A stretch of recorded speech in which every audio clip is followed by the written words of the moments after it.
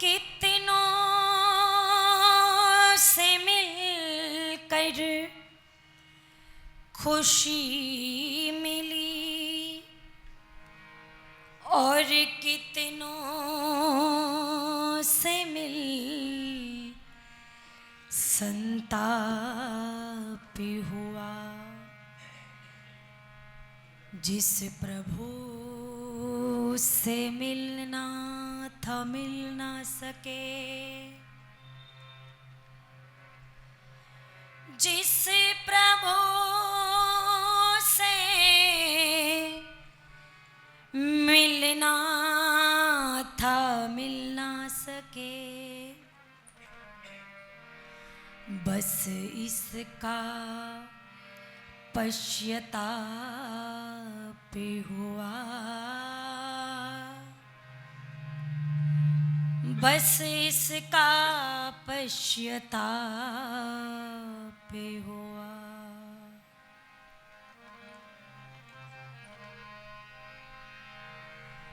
दाता तेरे सुमिरन का वरदान जो मिले जाए,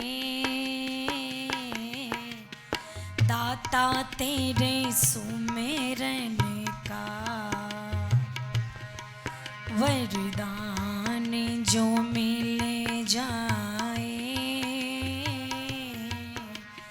दाता तेरे सुमिरन का वरदान जो मिले जाए,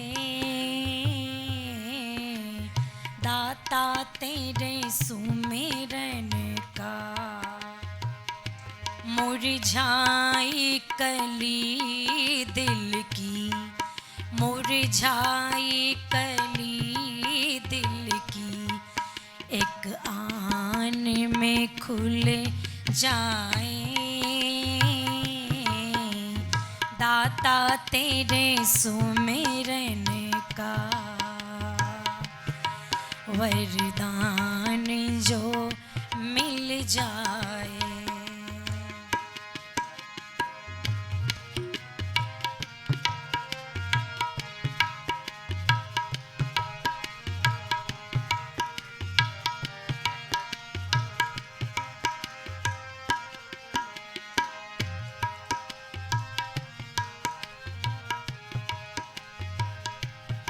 सुनते हैं तेरी रहमत, दिन रात बरसती है।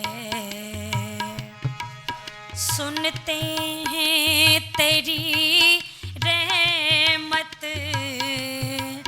दिन रात बरसती है। एक बूंद जो मिल जाए, एक बूंद जो मिल जाए, तकदीर बदले जाए, दाता तेरे सुमिरन का वरदान जो मिल जाए।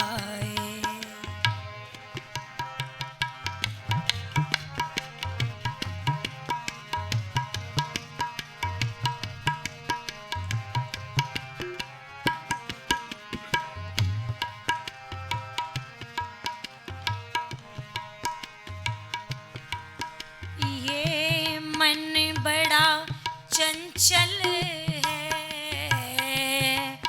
चिंतन में नहीं लगता। ये मन बड़ा चंचल है, चिंतन में नहीं लगता। आप भी सब मिल करके बोलिए, ये मन बड़ा चंचल है, चिंतन में नहीं लगता। जितना इसे समझाऊं, जितना इसे समझाऊं उतना ही मचल जाए, जितना इसे समझाऊं उतना ही मचल जाए। दाता तेरे सुमिरन का वरदान जो मिल जाए।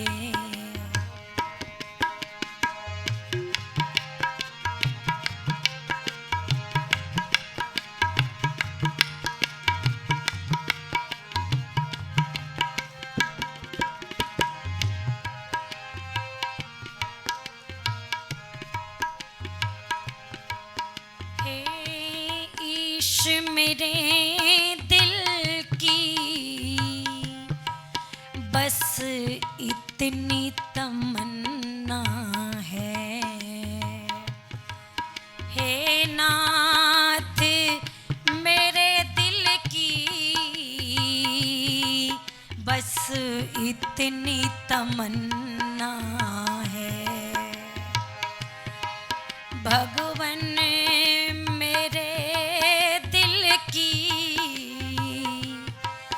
बस इतनी तमन्ना है, सुमिरन में मन तेरे, चिंतन में मन तेरे, सुमिरन में मन तेरे, मेरा दम ही निकल जाए। सुमिरन में मन तेरे, हाँ चिंतन में मन तेरे, मेरा दम ही निकल जाए। दाता तेरे सुमिरन का, दाता तेरे सुमिरन का वरदान जो मिल जाए।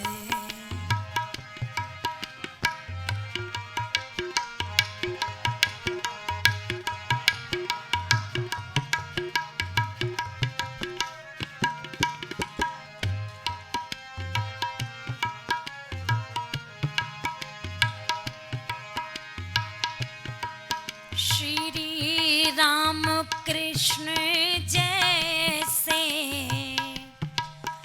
महापुरुष हमें दे दो।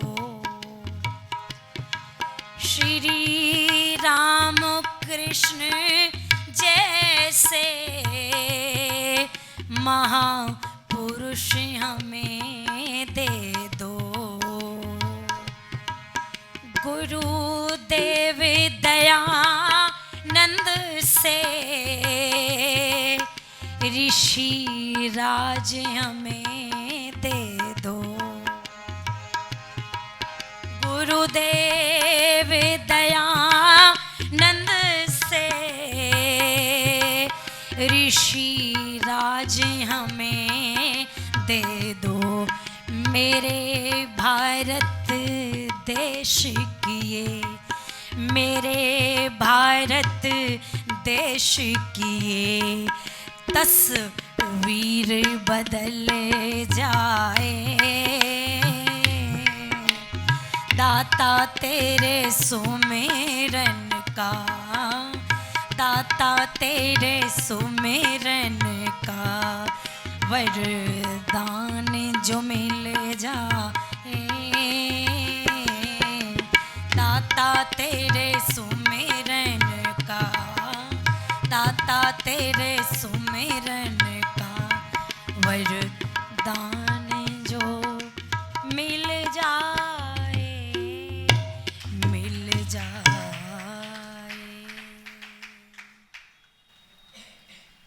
बोलिए सत्य सनातन वैदिक धर्म की। कीर्ति नगर आर्य समाज श्रावणी उपाकर्म 7 दिवसीय कार्यक्रम जिनके अथक प्रयास और परिश्रम से प्रारंभ हो पाया है। मैं आप लोगों की जितनी प्रशंसा करूं, माताओं की, आप सब की, क्योंकि मेरा स्वास्थ्य ठीक नहीं था और आपने इतना प्रेम, मैं तो जाने के लिए कह रही थी, किंतु आप लोगों के प्रेम से और ईश्वर के आशीर्वाद से मैं कुछ स्वस्थ हो पाई। और मुझे अंदर से ही बहुत एक कष्ट था कि मैं आर्य समाज दयानंद के काम के लिए निकली थी और अगर वो काम मेरा नहीं हो पा रहा है तो मैं इसमें स्वयं दोषी हूँ।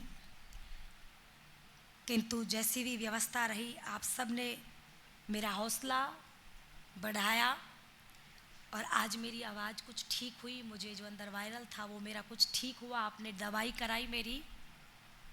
मैं सबसे पहले आदरणीय श्री जितेंद्र खरबंदा जी, जो इस समाज के प्रधान हैं, उन्होंने मुझे यहाँ आमंत्रित किया। आप लोगों से मेरा कोई पहले विशेष कोई संबंध या कहीं हम मिले ऐसा नहीं था। इस आर्य समाज के यशस्वी मंत्री आदरणीय श्री विनीत बहल जी, कोषाध्यक्ष श्री नरेश खुराना जी, प्रधाना हमारी माता विमल बुद्धि राजा जी, जो समय समय पर आकर के मेरा हालचाल पूछती रहती हैं, मंत्राणी बहन आरती खुराना जी, कोषाध्यक्ष बहन श्री गीता शर्मा जी, मैं सबका, जो भी इस भवन में उपस्थित हुए हैं, सबका हृदय से बहुत बहुत धन्यवाद करती हूँ। और आइए कुछ विचारों से जोड़ने का आपको प्रयास करूंगी। ब्रह्मा से लेकर जैमिनी ऋषि पर्यंत जो परंपरा थी उसे गुरु शिष्य परंपरा कहा जाता था। अर्थात पढ़ने वाले भी ऋषि हो जाया करते थे और पढ़ाने वाले भी ऋषि बन जाया करते थे। और ये परंपरा व्यास तक चली। ऋषि दयानंद सरस्वती जिस काल में पैदा हुए, उस काल में जिस माँ की पवित्र गोद से, कोख से जन्म लिया, ना वह माँ ऋषि का थी और ना पिता ऋषि था। एक महत्वपूर्ण बात, स्वामी दयानंद सरस्वती के 2 गुरु, पहले गुरु पूर्णानंद और दूसरे गुरु विरजानंद, जिनसे योग सीखा उनसे वेद नहीं पढ़ा और जिनसे वेद पढ़ा उनसे योग नहीं सीखा। योग के गुरु और हैं और वेद के गुरु और हैं। और आनंद की बात यह है कि ना तो योग की शिक्षा देने वाला गुरु ऋषि था पूर्णानंद और ना ही वेद की शिक्षा पढ़ाने वाला गुरु बोलो ऋषि था। ऐसे काल में तू ऋषि बना तो हम तुझे ऋषि के नाम से नहीं, हम तुम्हें महर्षि के नाम से, तालियां बजा दो एक बार। मेरी माताओं बहनों, दयानंद को ये सौभाग्य प्राप्त हुआ।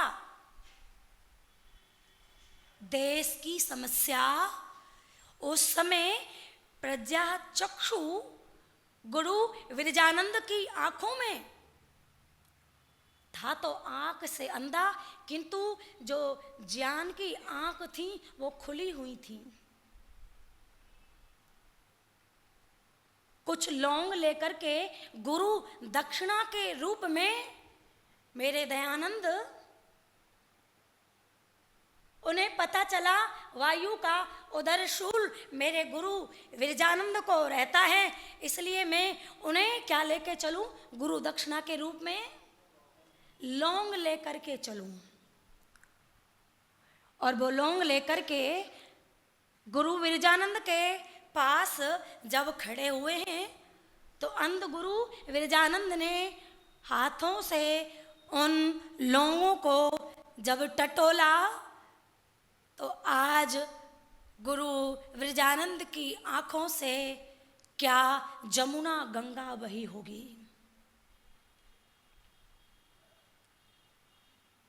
गुरु विरजानंद कहता है, दयानंद इन लोगों के लिए मैंने तुझे नहीं पढ़ाया, मैं तो तेरे अंदर वह चीज देखता हूं जो दुनिया में आज किसी के पास नहीं है।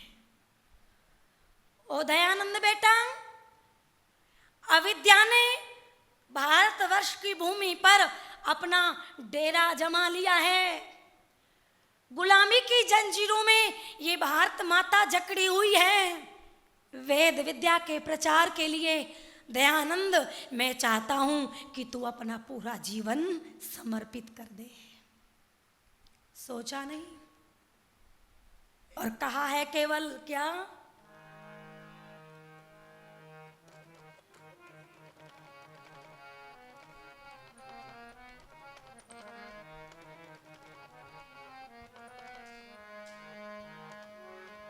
कि गुरुदेव प्रतिज्ञा है मेरी पूरी करके दिखला दूंगा, इस वैदिक धर्म की वेदी पर मैं जीवन भेंट चढ़ा दूंगा।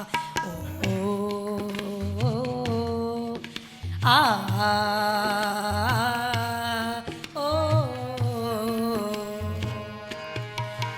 गुरुदेव प्रतिज्ञा है मेरी, गुरुदेव प्रतिज्ञा है मेरी पूरी करके दिखला दूंगा,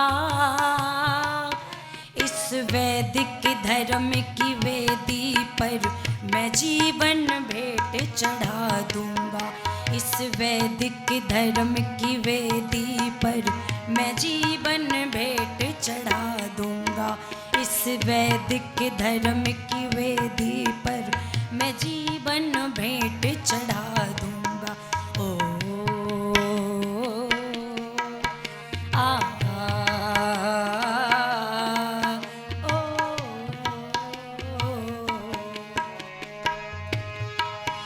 धन पास नहीं तन मन अपना श्री गुरु चरणों में धरता हूँ। धन पास नहीं तन मन अपना, धन पास नहीं तन मन अपना श्री गुरु चरणों में धरता हूँ। गुरु आज्ञा पालन करने की मैं आज प्रतिज्ञा करता हूँ। गुरु आज्ञा पालन करने की मैं आज प्रतिज्ञा करता हूँ। अपना सर्वस्व लुटा कर भी, अपना सर्वस्व लुटा कर भी अपना कर्तव्य निभा दूंगा, इस वैदिक धर्म की वेदी पर मैं जीवन भेंट चढ़ा दूं। तालियों के द्वारा सब मेरे साथ दें। गुरुदेव प्रतिज्ञा है मेरी, गुरुदेव प्रतिज्ञा है मेरी पूरी करके दिखला दूंगा, इस वैदिक धर्म की वेदी पर मैं जीवन भेंट चढ़ा दूंगा। ओ, ओ, ओ,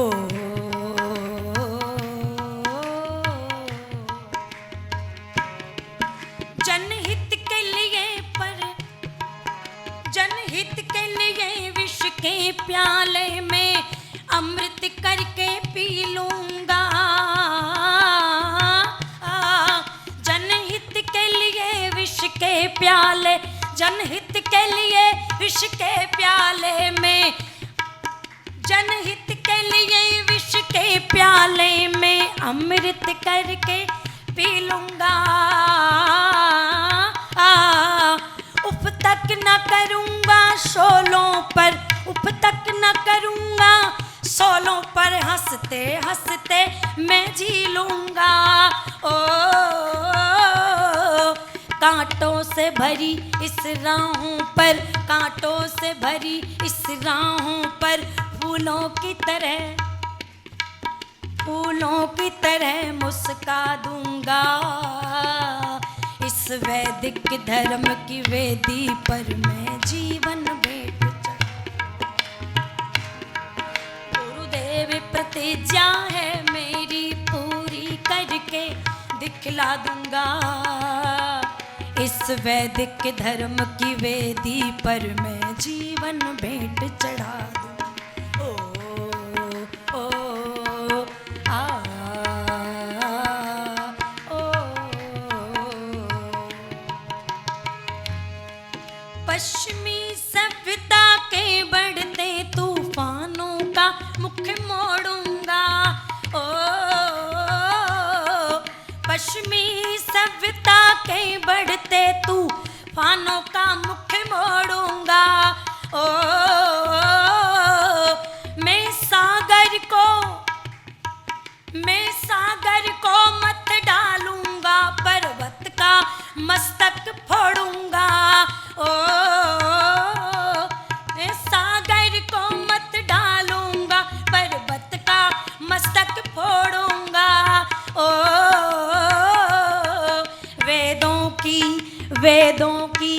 वेदों की अमृत वाणी का, वेदों की अमृत वाणी का मैं घर घर नाद बजा दूंगा। इस वैदिक धर्म की वेदी पर मैं जीवन भेंट चढ़ा दूंगा। ओ आ ओ गुरुदेव प्रतिज्ञा है मेरी पूरी करके दिखला दूंगा।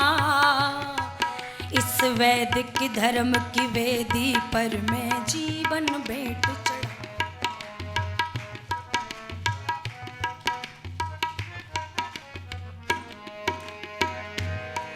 जब शिष्य आपका उठ करके वेदों का बिगुल बजाएगा। ओ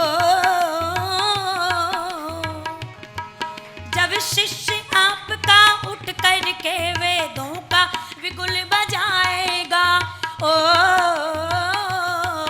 एक बार जमाना ऋषियों का, एक बार जमाना ऋषियों का, फिर पथिक लौट कर आएगा। ओ एक बार जमाना ऋषियों का, वो पुनः जमाना ऋषियों का, फिर पथिक लौट कर आएगा। ओ भारत की पावन धरती को, भारत की पावन धरती को मैं फिर से स्वर्ग बना दूंगा।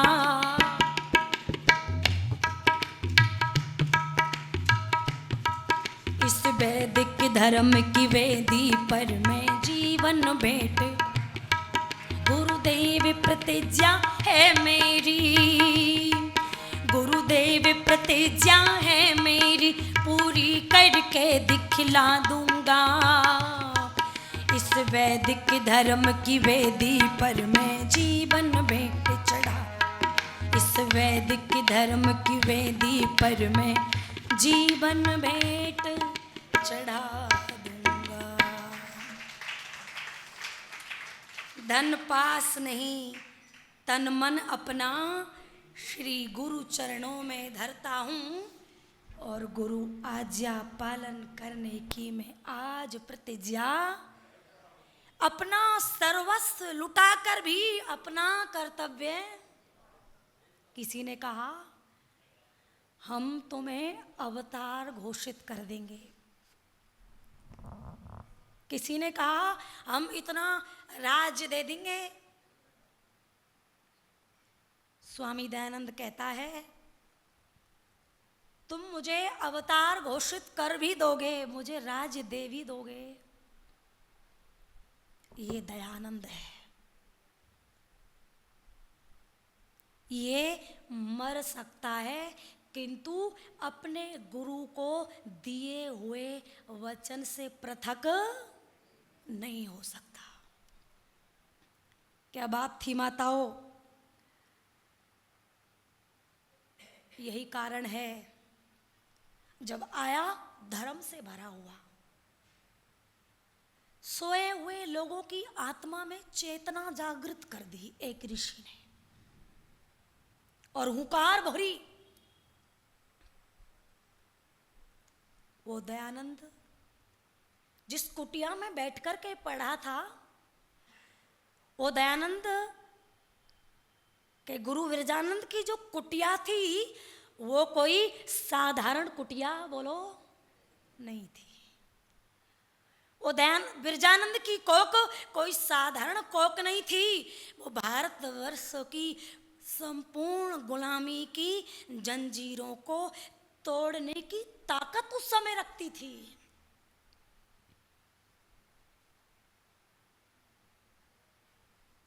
मैं दयानंद का एहसान, आप ये सोच रहे होंगे कि ये राजस्थान से आकर के यहाँ बैठी है, भजनों के लिए बुलाया है मुझे। मेरी माताओं, मैं ऋषि के लिए जितनी समर्पित हूँ ये मैं जानती हूँ। मैंने जितना दयानंद को पढ़ा, दयानंद पर पीएचडी मैंने की,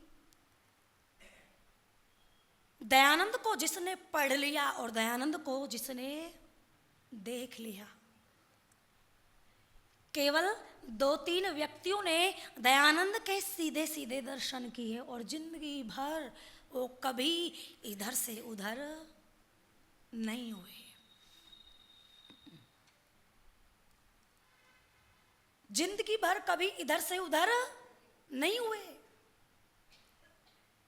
गुरु दयानंद का अनन्य भक्त स्वामी श्रद्धानंद, मुंशी राम से स्वामी श्रद्धानंद बनने का जो सफर है, नास्तिक व्यक्ति पिता नानक चंद के मन में एक कष्ट था कि मेरा बेटा नास्तिक है। बरेली के बेगम बाग में जब स्वामी जी के प्रवचन चल रहे थे तो नानक चंद जी ने अपने बेटे मुंशी राम को ये कह करके कि एक बहुत बड़ा सन्यासी आया है, संस्कृत का विद्वान है। मुंशी राम कहता है एक संस्कृत का मामूली सा विद्वान क्या मुझे संतुष्ट कर पाएगा? किंतु पिता का आग्रह था इसलिए जाकर के पीछे बैठ गया सुनने के लिए। माताओं, 3 दिन तक स्वामी दयानंद सरस्वती का सत्संग किया। किसने? मुंशी राम ने। और प्रश्न उत्तर भी किए। स्वामी दयानंद ने तर्क युक्त प्रश्नों का उत्तर दिया, किंतु नास्तिक सा जो है वो दिमाग पर हावी थी। कहने लगा स्वामी जी मैंने प्रश्न किए, आपने मेरे प्रश्नों का उत्तर दिया, किंतु मैं आपके उत्तर को पाकर के निरुत्तर तो हो गया हूं, पर मेरी आत्मा का ईश्वर के ऊपर विश्वास नहीं हुआ। स्वामी दयानंद कहते हैं तेरी आत्मा का, तूने प्रश्न किए, मैंने उन प्रश्नों का उत्तर दिया। मैंने ये नहीं कहा कि मैं तेरी आत्मा का परमात्मा के ऊपर विश्वास दिला दूंगा। मुंशी राम, तेरी आत्मा का ईश्वर के ऊपर विश्वास उस दिन होगा जिस दिन स्वयं परम पिता परमात्मा की कृपा दृष्टि तेरे ऊपर बरस जाएगी। इसलिए कहा दाता तेरी भक्ति का सुख है निराला, अमृत पिए कोई कर्मों वाला। बहुत समय बाद जब ईश्वर की कृपा हुई और मुंशी राम अब श्रद्धानंद बन चुका है, गुरुकुल की स्थापना की और एक भूत सवार हो गया सर पर। उनके दो बेटे इंद्र और हरिश्चंद्र, उन्होंने एक पुस्तक लिखी है मेरे पिता। एक पुस्तक और है कल्याण मार्ग का पथिक। ओहो, स्वामी श्रद्धानंद जी के जीवन के जो संघर्ष लिख कहते हैं खड़े होकर के मथुरा में, गुरुवर आज आपको हमारे बीच से गए हुए 41 वर्ष व्यतीत हो गए हैं। अभी स्वामी दयानंद की शताब्दी मनाई गई। स्वागताध्यक्ष के रूप में खड़े होकर के कहते हैं गुरुवर आज आपको अपनी देह त्यागे हुए 41 वर्ष व्यतीत हो गए। आपका भौतिक शरीर हमारे मध्य में विद्यमान नहीं है, किंतु आपकी जो दिव्य मूर्ति है वो ज्यों की त्यों मेरे हृदय पटल पर आज भी अंकित है। ना जाने कितनी बार मुझ गिरी हुई आत्मा की ऋषि केवल तेरे स्मरण मात्र ने मेरी आत्मिक रक्षा की। मुझ मरण धर्मा व्यक्ति से अधिक कौन इस बात को समझ सकता है। इसलिए आर्यो बहुत बड़ी जिम्मेदारी है आपके ऊपर, बहुत काम आपको करना है। मैं गीत की कुछ पंक्तियां गाती हूं।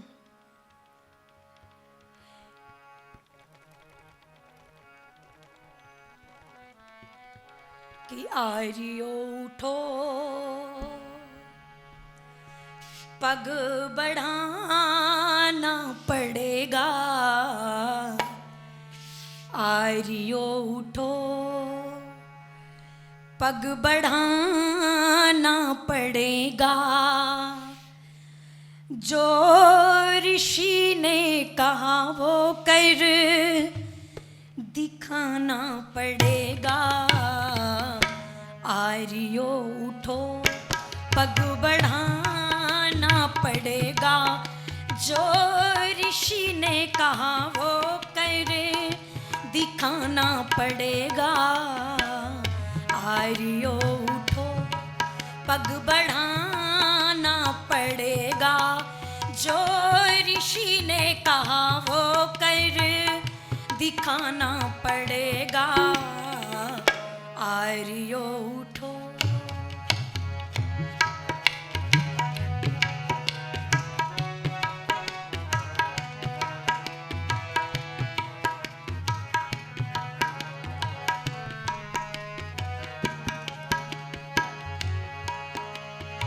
अविद्या रूपी भरम जाल में मानव फंसा पड़ा है। अविद्या रूपी भरम जाल में मानव फंसा पड़ा है। अंधकार में भटक रहा है, छोटा और बड़ा है। अंधकार में भटक रहा है, छोटा और बड़ा है।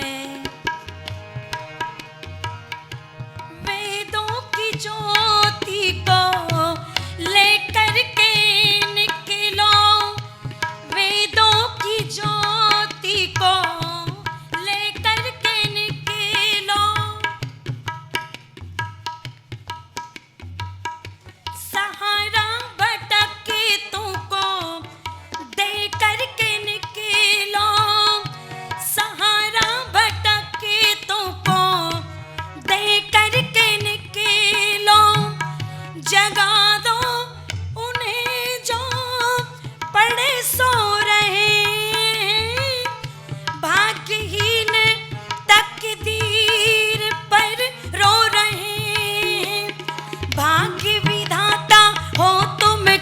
दो, भाग्य विधाता हो तुम कह दो, भाग्य तुम्हारे हाथ में। आर्यो उठो, पग बढ़ाना पड़ेगा, जो ऋषि ने कहा वो कर दिखाना पड़ेगा। आर्यो उठो, पग बढ़ाना पड़ेगा, जो ऋषि ने कहा वो कर दिखाना पड़ेगा। आर्यो उठो, पाप कर्म की रही न सीमा, लोग फंसे स्वार्थ में। पाप कर्म की रही न सीमा, लोग फंसे हैं स्वार्थ में। अंडे मांस शराब की बिक्री इस ऋषियों के भारत में। अंडे मांस शराब की बिक्री इस ऋषियों के भारत में। गौएं बेचारी रुदन कर रही हैं, लाखों की संख्या में नित कट रही है। गौएं बेचारी रुदन कर रही है, लाखों की संख्या में नित कट रही है। बचा लो इन्हें और कानून बदलो, संसद के सारे मजबून बदलो। जो चाहो कर सकते हो तुम, जो चाहो कर सकते हो, मौका है तुम्हारे हाथ में। आर्यो उठो, पग बढ़ाना पड़ेगा, जो ऋषि ने कहा वो कर दिखाना पड़ेगा। आर्यो उठो, पग बढ़ाना पड़ेगा, जो ऋषि ने कहा वो कर दिखाना पड़ेगा। आर्यो उठो, फैशन की आंधी में युवती युवक उड़े सब जाते हैं। फैशन की आंधी में युवती युवक उड़े सब जाते हैं। शर्म हया का मोल रहाना गीत इश्क के गाते हैं। शर्म हया का मोल रहाना गीत प्रेम के गाते हैं। सिनेमा घरों में रही लुट जवानी, मिटी जा रही है ये सभ्यता पुरानी। दशा जा रही है बिगड़ती वतन की पराकाष्ठा हो गई है पतन की। नक्शा आप बदल सकते हो, नक्शा आप बदल सकते हो, चाहो तो एक रात में।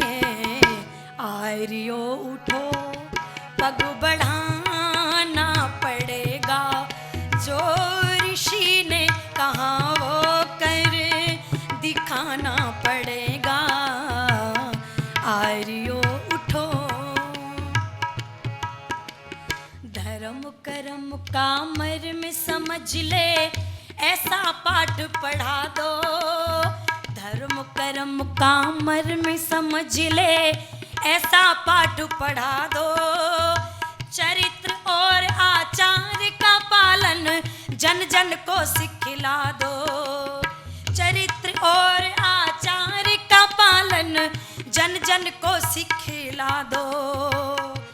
हिम्मत न हारो, करके दिखा दो। जज्बात जाति के सोए जगा दो। जज्बात जाति के सोए जगा दो। वीरेंद्र के गाए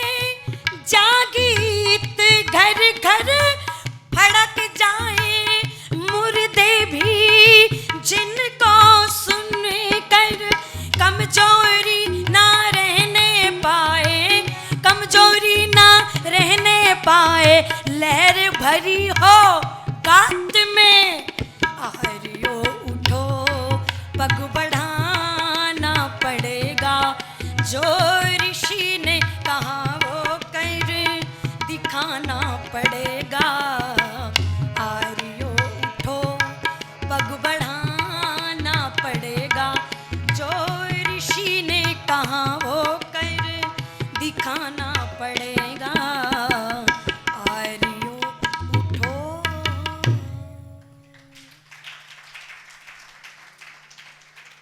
ऋषि स्वामी दयानंद के समक्ष कितनी ही चुनौतियां थी। ठग प्रपंचियों के विकट टोल, अमृत में विष थे रहे घोल। छाया घन घोर अंधकार मिथ्या पंथन को शुद्ध बुद्ध ईश्वरीय ज्ञान विसराया था।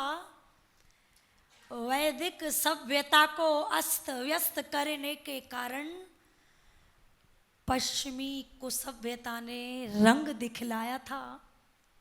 गौ, विधवा, अनाथ त्राही त्राही करते थे। धर्म और कर्म चौके चूल्हे में समाया था। रक्षक नहीं था कोई। माताओ, रक्षक नहीं था कोई। ऐसे घोर संकट में बोलो दयानंद आया था। गुरुदेव तुम्हारे गुण अनेक, और मुख से इस वाणी से मैं अपने गुरु दयानंद के गुणों का बखान करूं, वो सामर्थ्य मेरी वाणी में नहीं है। गुरुदेव तुम्हारे गुण अनेक, मुख में हैं कवि के गिरा एक। पुष्प के पराग में जो भृंग की सुगंध, चंद्र पर चकोर बार बार बलिदान है। दीप ही जो लक्ष्य पतंग को महान, एक दीन के हृदय में प्रभु बस वंदना की तान है। सूरा रस खान और तुलसी के चंदन में, सूरा रस खान और तुलसी के चंदन में राम कृष्ण चर्चा की अनोखी पहचान है। निर्धन कभी कहूँ काहू काहू पे गुमान करे, मुझे तो सिर्फ दयानंद पे गुमान है। मुझे तो सिर्फ दयानंद पे गुमान है। आओ चंद पंक्तियां। कि था उस योगी का चेहरा और चेहरे पे रंग सुनहरा, देख के उन आंखों को ना सामने पापी ठहरा। एक ठाकुर आया लठ लेकर के और मन में ये विचार कर रहा है कि आज इस दयानंद का काम समाप्त कर दूंगा, आज इस दयानंद को छोड़ूंगा नहीं। ये बड़ा विपरीत बोलता है। स्वामी जी ने अपने समक्ष आता हुआ देखा, अच्छा भैया मारने के लिए आया है तो यहाँ मारना, और ऐसे मारना कि दूसरी बार लठ मारने की जरूरत ही ना पड़े, एक बार में ही कार्यक्रम समाप्त हो जाए। मेरी माताओं बहनों, अदम्य साहस के धनी, बस इतना सुना और स्वामी जी का जो साहस देखा, लठ नीचे फेंक दिया और स्वामी जी के चरणों में नतमस्तक हो गया। मैं कितने ही वृतांत स्वामी दयानंद के आपको सुनाऊं। एक व्यक्ति को दयानंद बनाया, उसका मुंह काला किया, चप्पलों की माला उसके गले में डाली और उसे गधे पर बैठा दिया। और दयानंद मुर्दाबाद नगर में यात्रा निकाली जा रही है। दयानंद मुर्दाबाद। शिष्य दौड़ करके आया, कहता है गुरुजी एक नकली दयानंद बनाया हुआ है, किसी व्यक्ति को चप्पलों की माला है, मुंह काला किया हुआ है और दयानंद मुर्दाबाद। ओहो, दयानंद मुस्कुराते हुए कहते हैं, तुम चिंता क्यों करते हो, ये असली दयानंद तो तुम्हारे सामने बैठा हुआ है। जो नकली दयानंद बनने का काम करेगा उसके साथ वही होगा। एक और मुझे बात याद आती है, सहृदय, कितना उदार हृदय एक व्यक्ति प्रतिदिन स्वामी जी को गाली देने आता है, केवल गाली देने हैं, और स्वामी जी सहज भाव से सुनते। 2-3 दिन आया नहीं, स्वामी जी को चिंता हुई, अपने एक शिष्य को भेजा, थोड़ा जांच पड़ताल करके आओ, वो जो गाली देने आता था वो क्यों नहीं आना 2-3 दिन से। शिष्य गया तो पाया जो व्यक्ति गाली देता था उसको बुखार आया हुआ है। स्वामी जी ने फलों का टोकरा भेजा उसके लिए और ये कहा, कह देना फल खाओ, जल्दी स्वस्थ हो जाओ और फिर से अपने काम पर लग जाओ। विशुद्धानंद जैसा शास्त्रार्थ महारथी अनेकों जो कहते हैं, दयानंद आप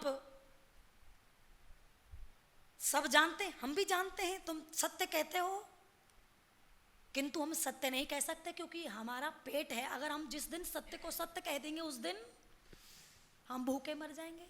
बाल शास्त्री विशुद्धानंद से कह रहा है कि वो दयानंद ही सत्य है, वही सत्य कहता है, हम उस बात को मानते क्यों नहीं, स्वीकार क्यों नहीं करते।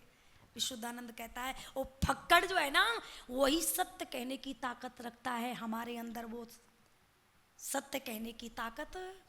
और मेरी माताओं बहनों, जब काशी शास्त्रार्थ हुआ, लोगों को जो वहाँ के मठाधीश थे, जो वहाँ दयानंद से शास्त्रार्थ करने के लिए पहुँच रहे थे, उनको पालकियों में बैठा करके ढोल नगाड़े के साथ में पूजा अर्चना करते हुए ले जाया गया। किंतु मेरे दयानंद के पास कोई बोलो ना चेला था और ना चेली थी, ना पालकी थी, ना कोई फूल और पत्तल फेंकने वाला था। वहाँ तो केवल और केवल गालियाँ देने वाले लोग थे। किंतु मेरी माताओं बहनों, विशुद्धानंद कहते हैं, जब स्वामी दयानंद सरस्वती शास्त्रार्थ स्थल पर चल करके आते थे ओम का झंडा हाथ में लेकर के, तो उस समय ऐसा लगता था मानो स्वयं परम पिता परमात्मा ने सूर्य को अपनी गोद में लपेट लिया हो और साक्षात ईश्वर हमसे शास्त्रार्थ करने के लिए शास्त्रार्थ स्थल पर पधार चुके हैं। वो रुतबा स्वामी दयानंद का था। वो लोहा उन पाखंडियों से, उन विधर्मियों से दयानंद ने लिया। इसलिए कहा कवि ने कि था उस योगी का चेहरा और चेहरे पे रंग सुनहरा, देख के उन आंखों को ना सामने पापी ठहरा, तारीफ करूं क्या उसकी जिसने हमें जगाया, तारीफ करूं क्या उसकी जिसने हमें जगाया। तालियों के द्वारा, मीठी मीठी तालियां, और सब मिलकर गाने का प्रयास करना।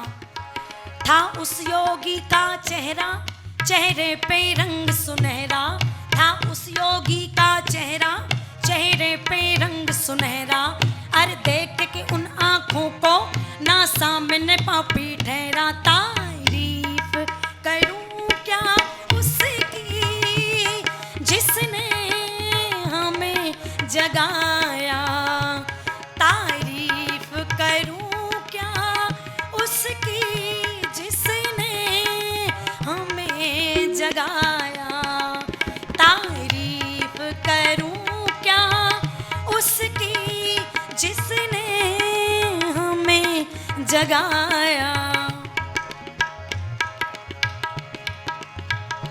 जब पहुंच गया वो काशी, जब पहुंच गया वो काशी, पोपों का दल घबराया, सबके मुख पर थी चर्चा,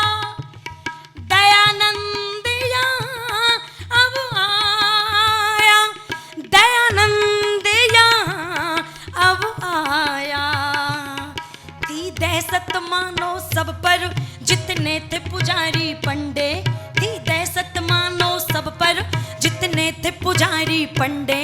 जब देखा स्वामी जी को सब भूल गए हथकंडे। तारीफ करूं क्या उसकी जिसने हमें जगाया।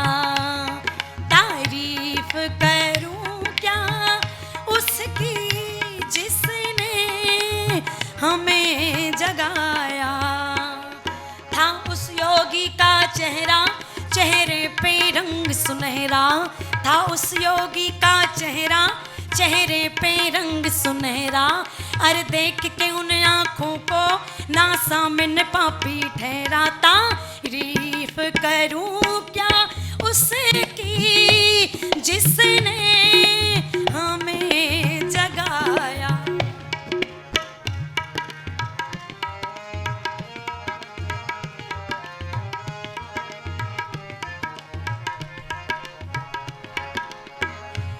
तीनों दुखियों दलितों का, तीनों दुखियों दलितों का वो बन के मसीहा आया। प्रचार किया वेदों का, प्रचार किया वेदों का। सोया हुआ देश जगाया, सोया हुआ देश जगाया। था रूप का जादू ऐसा वो ऐसा था तपधारी।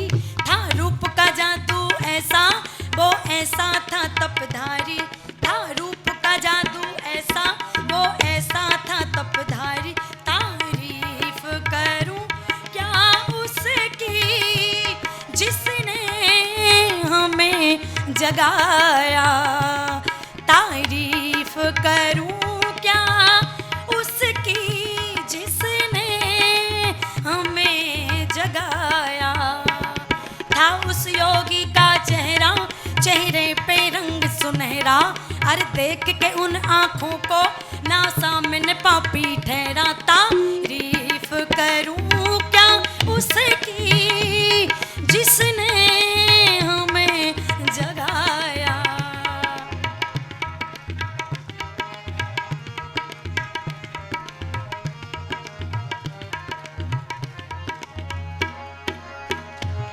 आने को इस दुनिया में, आने को इस दुनिया में महापुरुष बहुत आते हैं।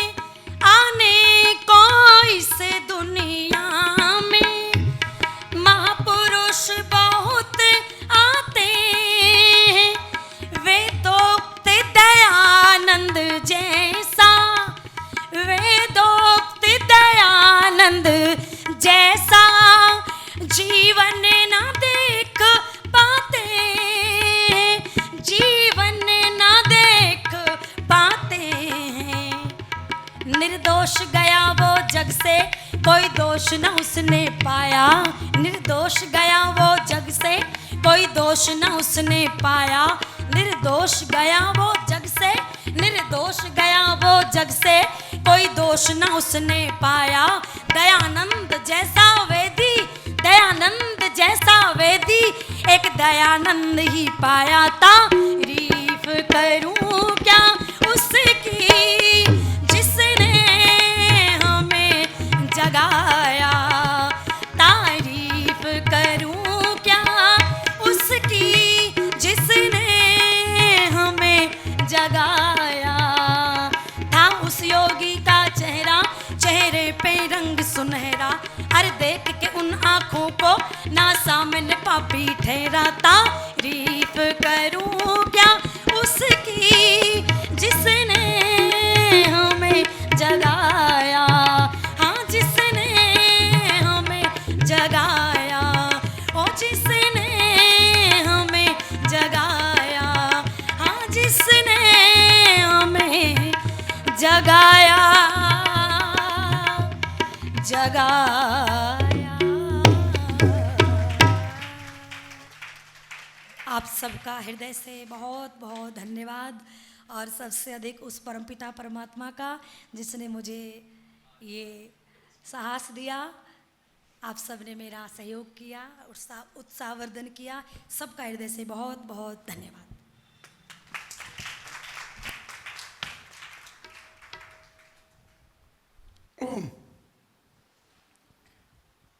मैं आचार्य जी से निवेदन करूंगा कि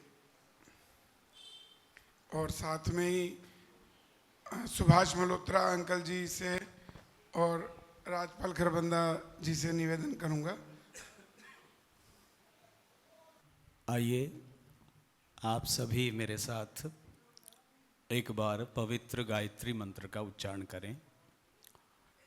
ओम भूर्भुवः स्वः तत्सवितुर्वरेण्यं भर्गो देवस्य धीमहि धियो यो नः प्रचोदयात्। ॐ हिरण्मयेन पात्रेण सत्यस्य पिहितं मुखं तत्त्वं पूषन्नयपावृणो सत्यधर्माय दृष्टये। ॐ यात्मदा बलिदा यस्य विश्व उपासते प्रशिशं यस्य देवाः यस्य छायामृतं यस्य मृत्युः कस्मै देवाय हविषा विधेम। तू ही आत्मजान बलिदाता सुयश बीज जन गाते हैं, तेरी चरण शरण में आकर भवसागर तर जाते हैं। तुझको ही जपना जीवन है, मरण तुझे बिसराने में मेरी सारी शक्ति लगे प्रभु तुझसे लगन लगाने में। मेरी सारी शक्ति लगे प्रभु तुझसे लगन लगाने में। ओम शांति शांति शांति। स्थानीय आर्य समाज के संरक्षक पद पर सुशोभित श्री ओम प्रकाश जी, श्री बुद्धि राजा जी आदि, और आर्य समाज के प्रधान श्री जितेंद्र जी, मंत्री श्री विनीत बहल जी, और महिला मंत्रिमंडल के भी सभी प्रतिनिधि मंडल, समस्त माताओं, देवियों और सज्जनों, आज आपके कार्यक्रम के दूसरे दिवस पर पुनः हम एकत्रित हुए हैं। कल हम एक चर्चा कर रहे थे, किस किस को याद है? कल भूल जाते हैं या याद रहता है? कल हमने चर्चा की थी महान कीर्त्या महामना स्याद तद व्रतम, और ये चर्चा हमने कहाँ से ली? ये एक छांदोग्य उपनिषद से हमने ये चर्चा ली। आचार्य चाक्रायण उशस्ती और उनकी धर्मपत्नी विदुषी आटिकी, और वो पांचाल देश में चले गए और वहाँ पर वो व्रतों के बारे में चर्चा कर रहे हैं। तो कल हमारा पहला व्रत जो था कि कीर्ति प्राप्त होने पर महामना होना चाहिए, उदार मना होना चाहिए। आज हम दूसरे व्रत पर चर्चा करेंगे, और दूसरा व्रत है आपका जीवन अग्निमय होना चाहिए। और अग्नि के सामने ऋषि कह रहे हैं कि अग्नि के सामने ना पीना चाहिए और ना थूकना चाहिए।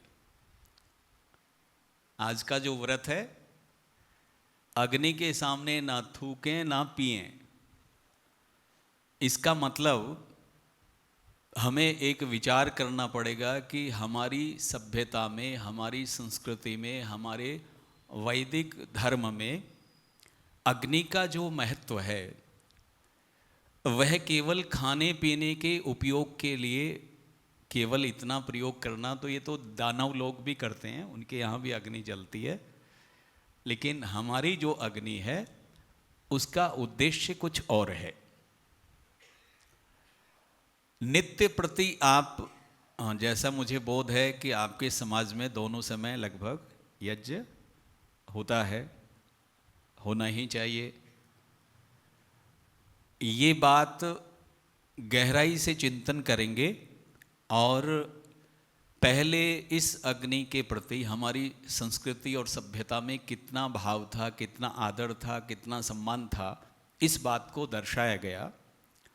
इस बात को इस तरीके से दर्शाया गया कि गुरुकुल में जब ब्रह्मचारी पढ़ने जाते थे तो वहाँ पर अग्नि की स्थापना होती थी और अग्नि को प्रकट करने के लिए, उसकी पवित्रता के लिए विशेष प्रकार की लकड़ियाँ ली जाती थी और उसको अरणी शब्द से अरणी कहा जाता था, उसको घिसकर आपस में और फिर अग्नि को प्रकट किया जाता था, उसको स्थापित कर दिया जाता था।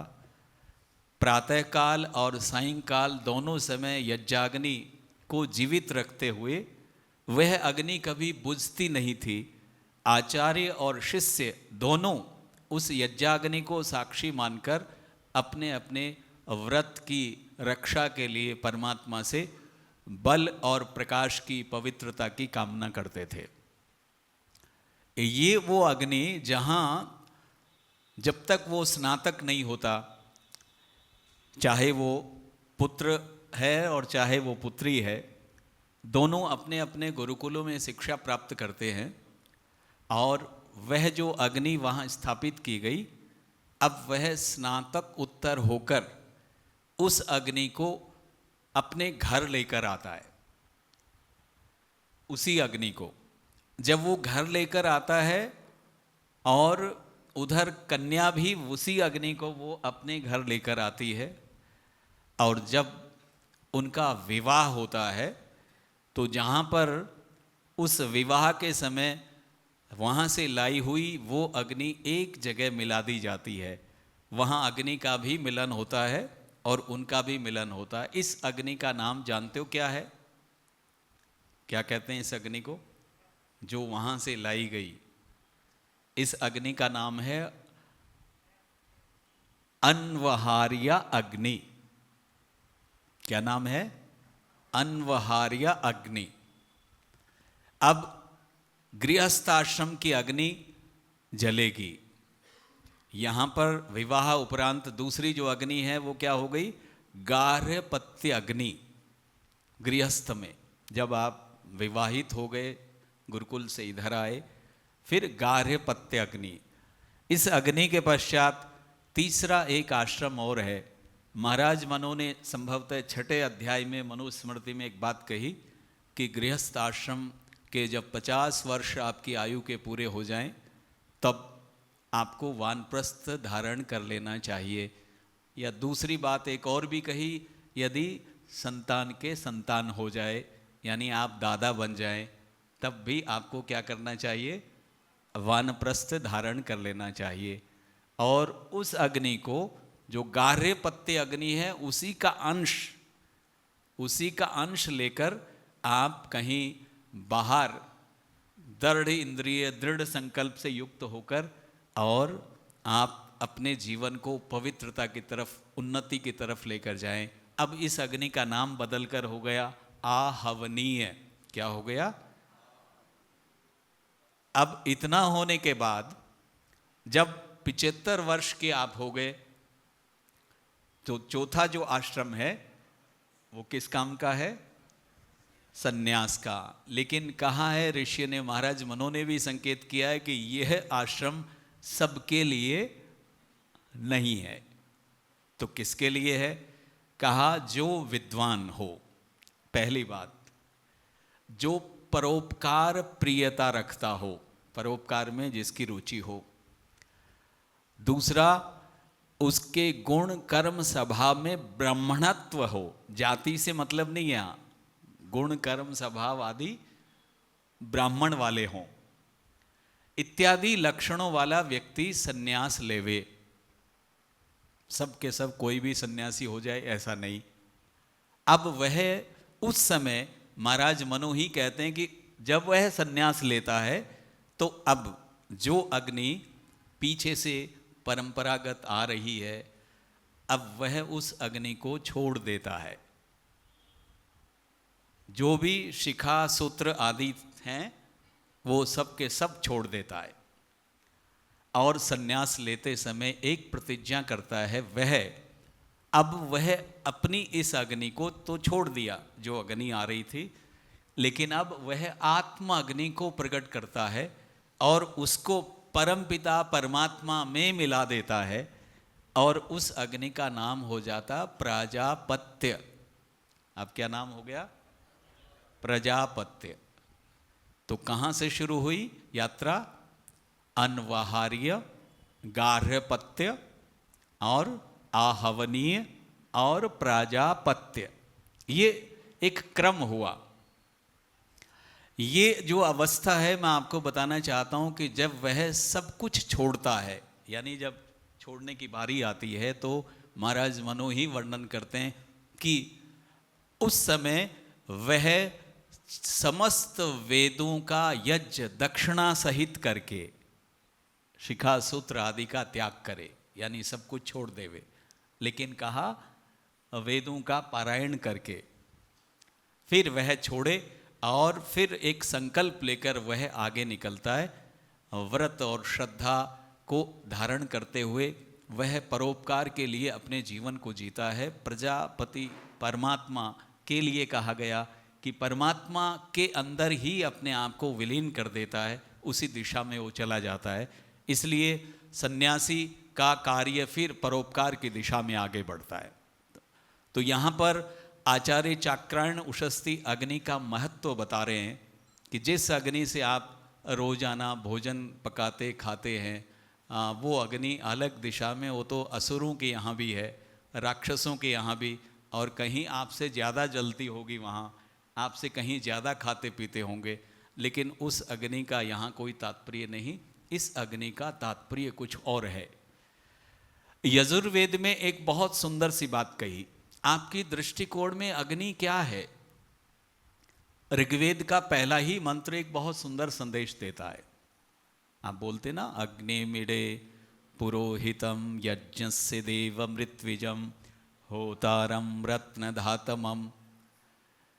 अग्निमीडे, अग्नि की स्तुति कर रहा हूं कि वह रत्न धारण करने की क्षमता और परोपकार की दिशा का जो कार्य उससे संभव है और किसी से नहीं। तो यहाँ अग्नि क्या है? आपने भी भौतिक अग्नि जो सामने आप देख रहे हैं स्थूल रूप में जो जल रही है, ये स्थूल अग्नि है। वास्तव में अग्नि किसी और चीज का नाम है, ये तो स्थूल अग्नि उपलक्षण है ये। तो यजुर्वेद इसका एक उत्तर देता है। मैं आपका थोड़ा गंभीरता से ध्यान चाहूंगा, तब आप इस बात को पकड़ेंगे। एक जगह पर वर्णन आता है यजुर्वेद में, आकुत्यई प्रयुजे अग्नये स्वाहा। यजुर्वेद में कहा आकुत्यई प्रयुजे अग्नये स्वाहा। आकुत्यई, किसी महान उद्देश्य की पूर्ति के लिए, अग्नि को परिभाषित कर रहा हूं मैं ताकि आप अग्नि को ठीक समझ पाएं। किसी महान उद्देश्य की पूर्ति के लिए प्रबल धक्का देकर आगे बढ़ने के लिए, प्रेरणा प्राप्त करने के लिए जो दृढ़ संकल्प होता है, वही क्या है? अग्नि। इसका मतलब समझ में आया? आकुत्यई प्रयोजे, प्रयोजे का मतलब उस और प्रेरित करने वाला वह संकल्प, कोई महान उद्देश्य। अभी आप दयानंद की चर्चा सुन रहे थे, क्या उद्देश्य था? अग्नि वहां जली, कोई प्रेरणा हुई, प्रबल धक्का, हल्के धक्के से बात नहीं। ऋषि दयानंद ने जब घर छोड़ा तो कई बार सोचा क्या?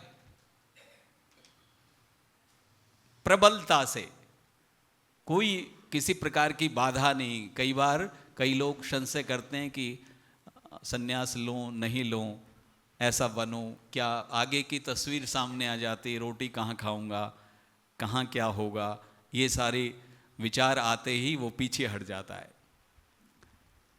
प्रबलता नहीं है, संकल्प प्रबलता के साथ हो। तो ऐसी विचारधारा जो महान उद्देश्य के लिए पैदा हुई और उस विचारधारा को धक्का लगे, और वो जो धक्का होता है, मैं आपको आधुनिक भाषा में अगर समझाऊं, आप अपनी गाड़ियां सभी के पास हैं, अपनी गाड़ी को जब आप सेल्फ देते हैं, क्या करते हैं आप उसको?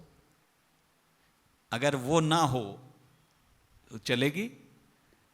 वो जो इग्निशन है एक तरह से, बस वो ही काफ़ी है। लेकिन वो निर्जीव गाड़ियों में तो आप कर लेते हो, लेकिन इस चेतन तत्व की तरफ आपका ध्यान नहीं, यहाँ नहीं कर पाते। एक बहुत सुंदर सी क्रिया आप सुबह करते हैं हवन के समय, जिसको अज्ञात ध्यान बोलते हैं, अग्नि का आधान। हवन कुंड में अग्नि का आधान करते करते मैं बूढ़ा हो गया, लेकिन हृदय कुंड में अग्नि का आधान आज पर्यंत नहीं कर पाया। महर्षि देव दयानंद ने अपने हृदय में अग्नि का आधान किया और वो प्रज्वलित हुई, अग्नि के दिव्य गुण उसमें आने लगे और अग्नि का जो प्रभाव है वो चारों तरफ फैलने लगता है। ये जो संसार है, इस संसार में हम उन चीज़ों को नहीं पकड़ पाते जो हमें पकड़नी चाहिए, उद्देश्य से भटक जाते हैं, विपरीत हो जाते हैं। तो ब्रह्मचारी गुरुकुल में स्नातक होकर वहाँ से जो अग्नि वहाँ प्रारंभ की थी, उस अग्नि को बुझने नहीं देता, और वो फिर गृहस्थ में भी आ गई, वहाँ भी नहीं बुझने देता। इसका मतलब इतना मत समझना कि वह चिंगारी लेकर आया और फिर उसको जलाता रहा, इतना सा अर्थ मत कीजिए। कि जो विचारधारा प्रारंभ में गुरुकुल में प्राप्त हुई, विचारधारा प्राप्त हुई, ज्ञानाग्नि प्रकट हुई, उसको उसने गृहस्थ में भी मिटने नहीं दिया, उसने फिर वानप्रस्थ में उसको और तीव्र कर दिया, और सन्यास में तो उसने परमपिता परमात्मा रूपी अग्नि में अपने आप को विलीन कर दिया। यानी उसका एक विराट चिंतन है, केवल हम इसको भौतिक रूप में ना समझें। अग्नि को इतना पवित्र समझा कि उसके सामने खाना पीना थूकना इत्यादि चीजें वर्जित की। ये व्रत है, क्योंकि वो परोपकार के लिए जल रही है। और इस पवित्रता के कारण आपको निवेदन करना चाहता हूं कि एक मत, पारसी मत, आपने सुना होगा पारसी, और मुंबई में पारसी मत के अनुयायी बहुत सारे लोग ईरान से लगभग 500 वर्ष पहले ईरान से पलायन करके, जब वहाँ से उनको भागना पड़ा किसी कारण से, तो अपने साथ वैदिक सभ्यता में अग्नि की जो महत्ता है, अग्नि का जो इतना सुंदर निरूपण है, वो उसको छोड़ नहीं पाए, अग्नि को अपने साथ लेकर आए। और आज भी मुंबई में कई परिवार रहते हैं, उनके यहाँ अग्नि कभी बुझती नहीं है। फिर कालांतर में ये जितने जोगी योगी अखंड धूना जलाते हैं, इस तरह की जो चीज़ें चली, ये विकृत रूप है उसका, कि उसमें वो तो भांग सुल्फे कुछ भी पीते रहेंगे, वो चलता रहेगा। उसका जो स्वरूप था वास्तव में ये था कि वो यज्ञाग्नि होती थी, और वो बुझती नहीं थी। एक उदाहरण मैं देना चाहूँगा जिसको बहुत लोगों को शायद विदित हो या ना हो। एक उदाहरण महर्षि देव दयानंद के एक अनुयायी बने शाहपुरा, राजस्थान में एक जगह है शाहपुरा, भीलवाड़ा जिले में। शाहपुराधीश यानी वहाँ के राजा स्वामी दयानंद के अनुयायी बने, और न केवल अनुयायी बने, महर्षि देव दयानंद के द्वारा वहाँ पर एक यज्ञशाला का उद्घाटन हुआ, और उसमें उस यज्ञशाला में, उस हवन कुंड में, उस वेदी में जो अग्न्याधान हुआ वो ऋषि के हाथों से हुआ।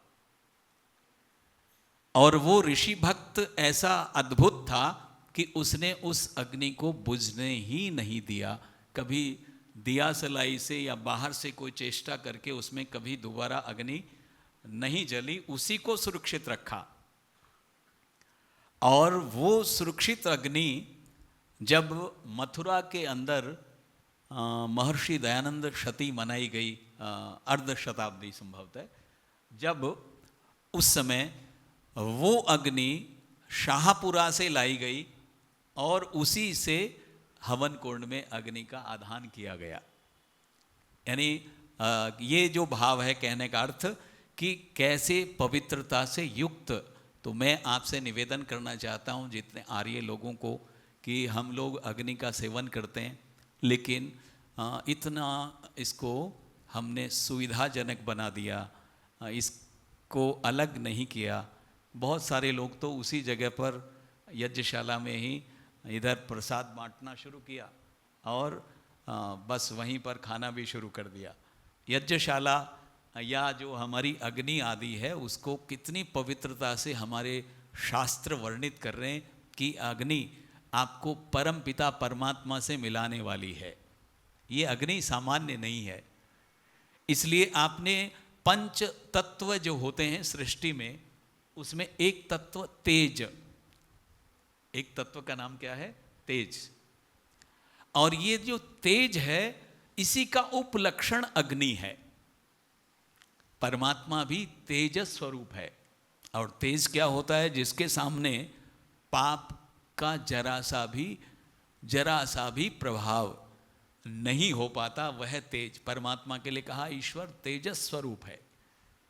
इसलिए ईश्वर के सामने या ईश्वर से मिले हुए जुड़े हुए जो लोग हैं उनके सामने भी पाप का जरा सा भी कोई भाव पैदा नहीं होता। महर्षि देव दयानंद से किसी ने पूछा कि क्या कभी आपके अंदर कोई कुत्सित भाव पैदा नहीं होते? तो ऋषि ने उत्तर दिया सोचकर कि मुझे मेरे जीवन में ऐसा कोई क्षण स्मरण नहीं होता कि ऐसे कार्य के लिए मेरे पास समय भी रहा हो। इसका मतलब है कि इतना तेज था ऋषि में, इतनी तेजस्विता थी, और वही तेजस्विता की याचना मैं प्रतिदिन यज्ञ में करता हूँ। तेजो असि तेजो मही देई। ये वो तेज है जो पाप नाशक है, जहाँ पाप का कोई प्रभाव ना हो। यदि पाप का प्रभाव आपके जीवन में होता जा रहा है तो समझ लेना आप तेज युक्त नहीं हैं, तेजहीन हैं। आज समाज में अत्यधिक पाप की वृत्ति बढ़ रही है।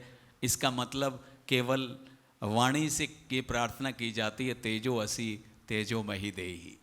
जैसे कोई भूखा व्यक्ति है और भूखे व्यक्ति को केवल भूख मिटाने के लिए अन्न की याचना हृदय से करता है कि कोई मुझे रोटी दे दे और मेरा पेट भर जाए, वह चाहता है मन से।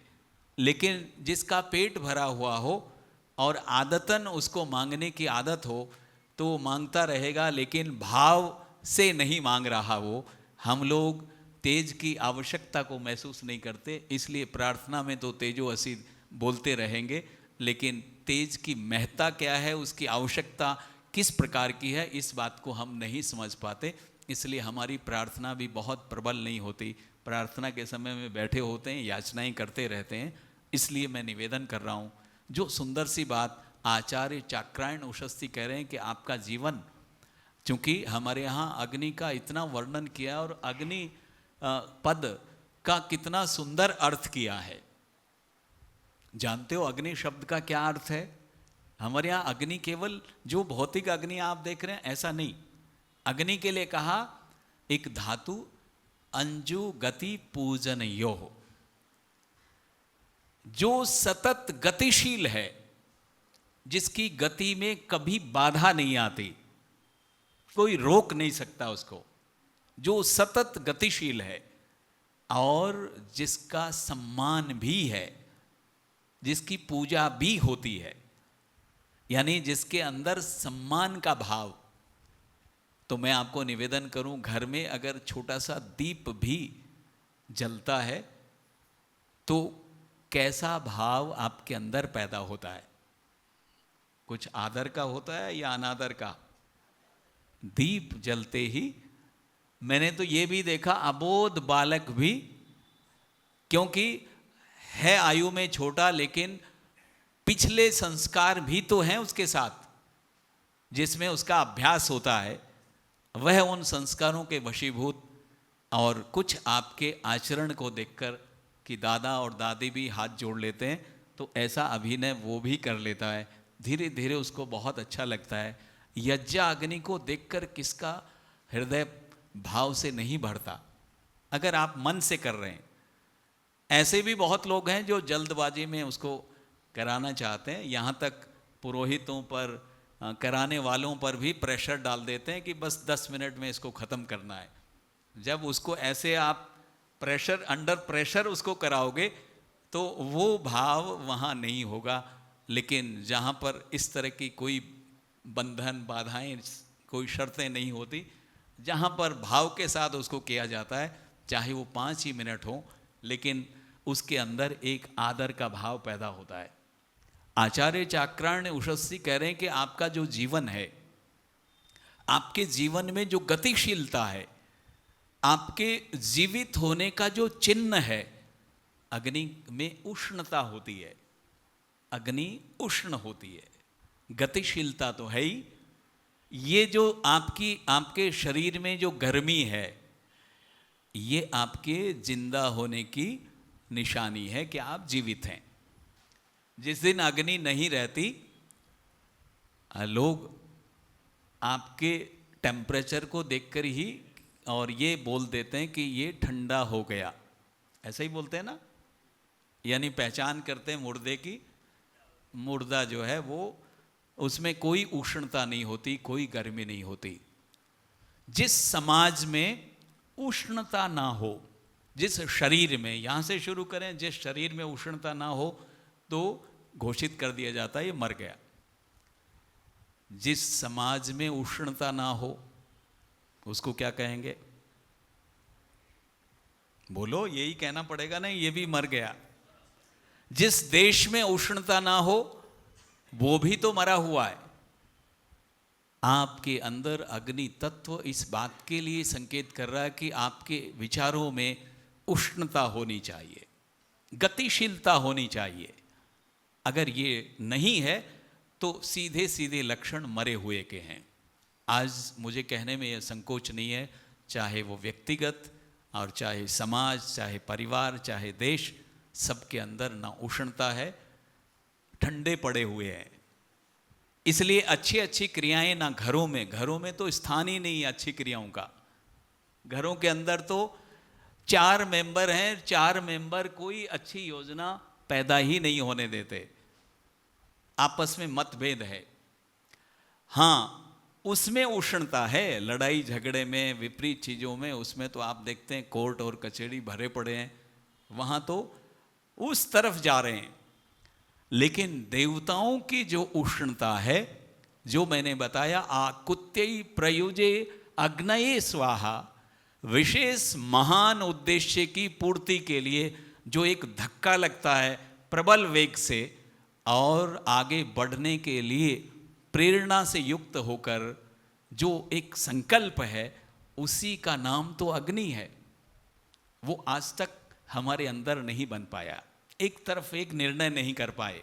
इसी राह पर चलना है, इसी को हम ठीक करें, अपने घर को ही हम ठीक करें, अपने समाज को हम सुधारें, अपने राष्ट्र को हम अच्छा बनाएं, इस और अगर ऐसे संकल्प एकाध के अंदर भी हो जाता, कितना बड़ा कार्य होता। महर्षि दयानंद जब निकले कितने लोग थे?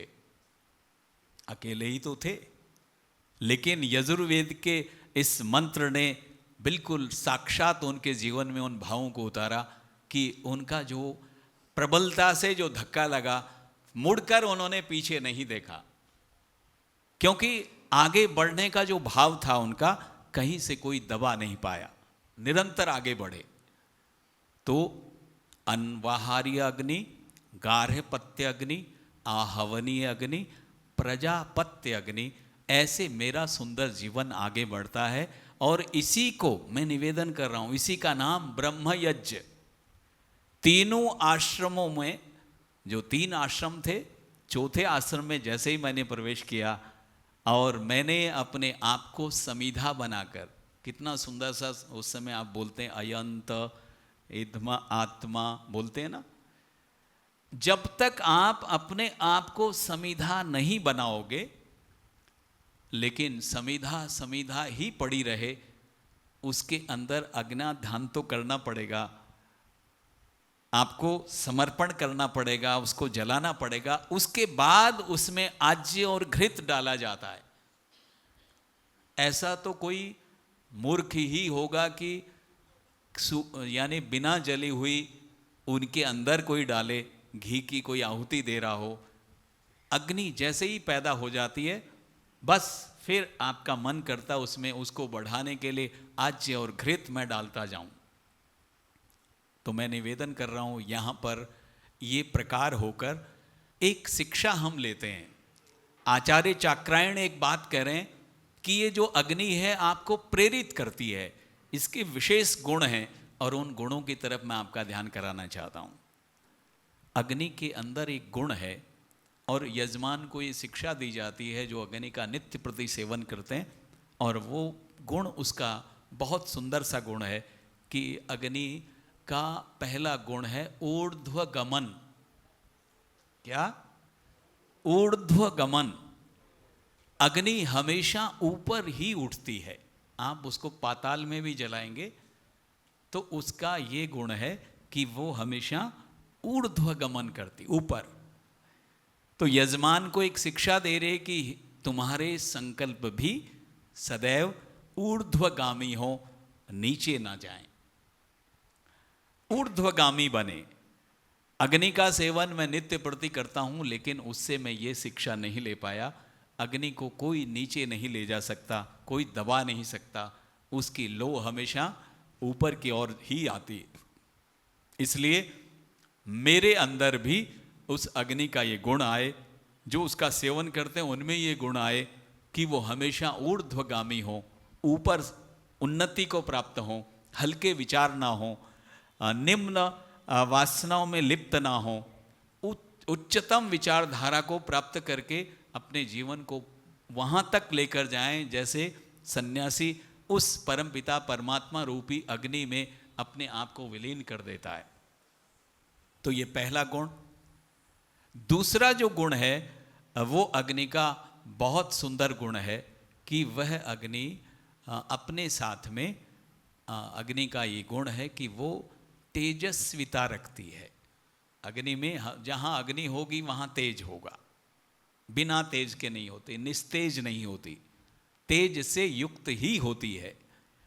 तो आपके अंदर भी, आपके जीवन में भी तेजस्विता होनी चाहिए, और यही तेजस्विता मूल कारण है कि उसमें आपकी हिम्मत नहीं होती कि एक उंगली भी आप डाल पाएं, क्योंकि उसकी तेजस्विता है, इसलिए कोई भी उसके अंदर प्रवेश नहीं कर सकता। आपके अंदर इतना तेजस्विता है तो एक भी पाप विचार आपके अंदर प्रवेश नहीं कर पाएगा। लेकिन आप देखेंगे जैसे ही अग्नि बुझ जाती है और राख बन जाती है, भस्म बन जाती है, तो एक छोटी सी चींटी की भी हिम्मत हो जाती है, उसके ऊपर से गुजर जाती है। आप भी अगर निस्तेज हो गए तो फिर पाप की आंधी आराम से चलती जाएगी, क्योंकि तेजस्विता नहीं, यहाँ कोई रोक टोक नहीं, रास्ता बन गया सीधा। लेकिन यदि तेजस्विता आपके पास है तो हिम्मत नहीं होती। इसलिए हम परमात्मा से नित्य प्रति, हे परमात्मा देव आप तेजस स्वरूप हैं, और पाप वहां ठहर ही नहीं पाते, इसलिए आपसे हम तेज मांग रहे हैं। जिसके जीवन में कोई तेज नहीं, उसके जीवन की कोई कीमत नहीं, कोई कीमत नहीं। मानव जीवन पाकर भी तेजस्विता से रहित है तो अभागा व्यक्ति है। इसलिए परमात्मा की शरण में जाकर हम इस तेजस्विता को मांगते हैं। तो यजमान को ये शिक्षा प्राप्त हो रही है कि जैसे अग्नि में एक गुण है कि वो तेज से युक्त रहती है, तो हे यजमान तुझे भी अग्नि से ये गुण अपने अंदर धारण करना चाहिए कि आपका भी तेज आपके पास हो। एक गुण और है जिसको कहते हैं प्रकाश। अग्निदेव जहां भी प्रकट होगा वह प्रकाश जरूर होगा। तो आपके जीवन में भी, और हमारे ऋषियों के प्रार्थना कितनी सुंदर है, वहां पर तो हम प्रकाश की कामना करते हैं, अंधकार से हटना चाहते हैं, और एक प्रार्थना बोलते हैं तमसो मां ज्योतिर्गमय, कि हम अंधकार से अपने आप को दूर करते हैं और प्रकाश की दिशा में अपने आप को युक्त करते हैं। तो सदैव प्रकाश की दिशा में ही हम जाएं। अज्ञानता, अविद्या, जितने भी दुरित हैं, इनकी तरफ जाना ये अंधकार का रास्ता है, और दुर्भाग्य से हम अंधकार वाली दिशा में ही बढ़ रहे हैं। बढ़ नहीं गए, इतने आगे चले गए हैं कि कोई आवाज़ भी दे रहा पीछे से आपको सुनाई नहीं देती। एक तो होता ना, एक दो कदम रखे, अभी निकला ही था तो आवाज़ दी, सुनाई देगी, लौट आया, अरे रास्ता ठीक नहीं है। लेकिन एक इतनी दूरी चले गए आप, इतनी दूर पहुंच गए कि किसी की आवाज़ भी आप तक नहीं पहुंचती, व्यक्ति रसातल में चला जाता है, दलदल में चला जाता है। और आज संसार बिल्कुल इसी दिशा में जा रहा है। एक बहुत बड़ा आनंद और रस आपके जीवन में अनुभूति होती है, परोपकाराय सताम विभूतय। हमारे यहां कहा जाता है परोपकार करना जिसको भा गया, परोपकार करने में आनंद आने लगा। ऐसे बहुत लोग नहीं होते, बहुत कम होते हैं। दूसरों को सताने में आनंद आता है, ऐसे लोग बहुत मिलेंगे। खींचातानी करने वाले बहुत मिलेंगे। कुछ अच्छा कर रहे हैं तो तैयार बैठे होते हैं खींचने वाले।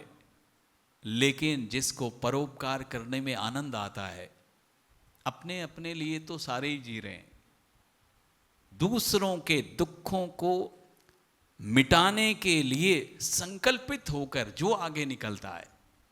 और महर्षि दयानंद ने तो अपने आर्य समाज के नियमों में एक सुंदर सा नियम भी जड़ दिया उसमें, और वो कहते हैं कि प्रत्येक को अपनी ही उन्नति से संतुष्ट न रहना चाहिए, बल्कि सबकी उन्नति में, कितनी बड़ी बात है, छोटी बात नहीं है। हम तो दूसरे को अपनी उन्नति करने के लिए खड्डे में डालने के लिए तैयार हैं, इसको उन्नति मानते हैं। ऐसे व्यक्ति के अंदर कोई सुंदर अग्नि प्रज्वलित है, कैसे कह सकते हैं। और दुर्भाग्य यह है, हम एक बात कहा करते हैं कि अगर कोई डकैत है, कोई दुष्ट है, या अपनी वेशभूषा बनाकर डाकू की तरह दिख रहा है, तो वो आदमी तो हमसे बहुत अच्छा है कि अपना सही परिचय दे रहा है कि मैं डकैत हूँ, मैं आतंकवादी हूँ। लेकिन हम आडंबर में धर्मात्मा बनकर काम क्या कर रहे हैं? काम हम उस आतंकवादी का कर रहे हैं। ये खतरनाक है, भयानक है। इसलिए कहा जाता है हमारे राष्ट्र सुरक्षा के नियमों में कि बाहर से, दूसरे देश से आया हुआ व्यक्ति तो आसानी से ढूंढकर पकड़ा जा सकता है, लेकिन अपने ही अंदर से दुष्ट स्वभाव के कुपात्र यदि होते हैं, उनको ढूंढकर समाज से अलग करना बड़ा कठिन है।